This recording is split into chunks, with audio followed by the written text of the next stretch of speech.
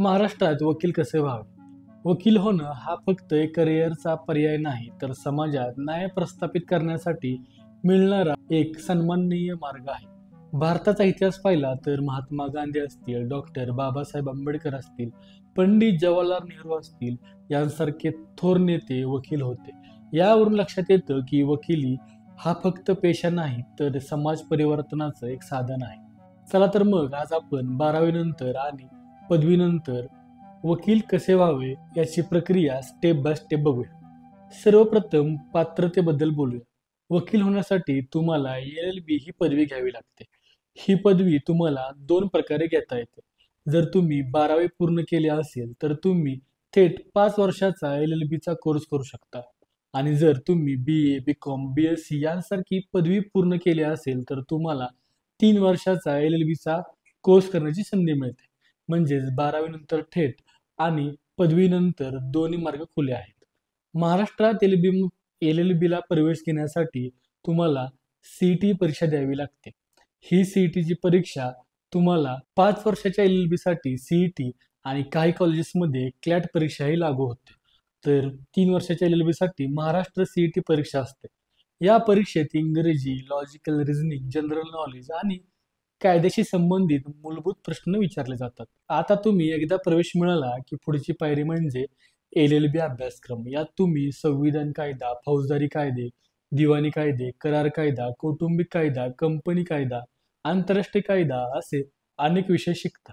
हा अभ्यासक्रम फक्त थेअरीवर नाही तर प्रॅक्टिकलवरही भर देतो. जसं की विद्यार्थ्यांना मूट कोर्ट कॉम्पिटिशनमध्ये सुद्धा भाग घ्यावा लागतो. तिथे खऱ्या कोर्टासारख्या वातावरणात युक्तिवाद चालतो आणि कोर्ट केसेस चालतात. तसेच प्रत्येक विद्यार्थ्याला इंटर्नशिप करणं बंधनकारक असतं. इंटर्नशिपमध्ये तुम्हाला कोर्टात प्रत्यक्ष जाऊन सिनियर वकिलांकडून शिकण्याची संधी मिळते. आता बोलूया बार काउन्सिल रजिस्ट्रेशन बद्दल.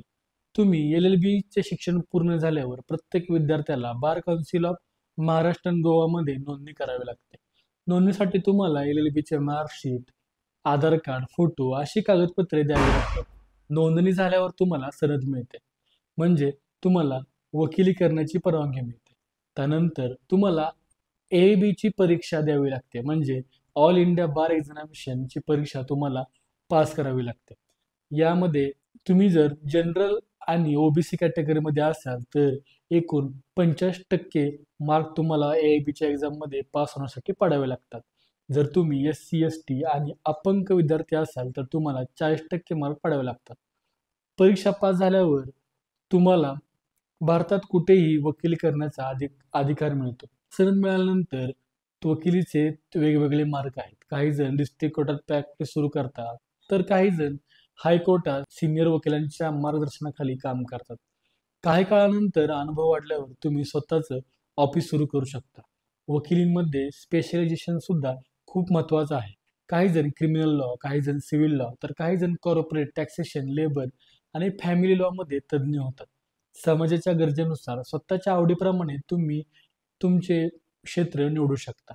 आता असा प्रश्न पडतो की संधी किती आहेत? तर वकिली हा एक प्रचंड विस्तृत क्षेत्र आहे. तुम्ही कोर्टात प्रॅक्टिस करू शकता, कंपन्यांमध्ये लीगल ॲडवायझर म्हणून काम करू शकता, बँकिंग, इन्शुरन्स, रिअल इस्टेटमध्ये लीगल कन्सल्टंट होऊ शकता, सरकारी नोकरीत लॉ ऑफिसर बनू शकता किंवा ज्युडिशियल सर्व्हिस परीक्षा देऊन थेट न्यायाधीश सुद्धा बनू शकता. एवढंच नव्हे तर NGO, human rights, legal aids यासारख्या क्षेत्रात काम करून समाजसेवा सुद्धा करता येते. आता पगार आणि कमाईबद्दल सांगायचं झालं तर सुरुवातीला डिस्ट्रिक्ट कोर्टमध्ये काम करणाऱ्या वकिलांना फारसे पैसे मिळत नाही.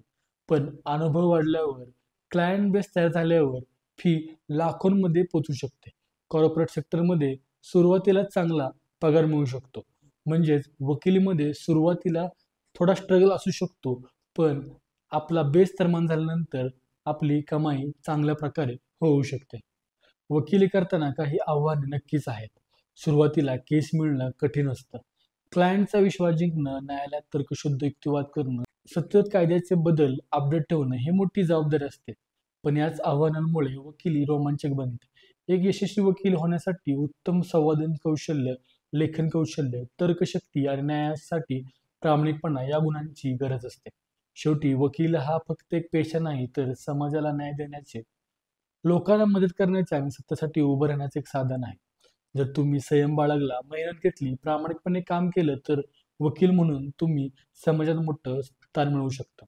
मित्रांनो, हा व्हिडिओ आपणास कसा वाटला मला नक्की कळवा आणि अशाच नवीन व्हिडिओसाठी आमच्या चॅनलला सबस्क्राईब करायला विसरू नका. पाहत राहा लॉ टॉक्स मराठी. धन्यवाद.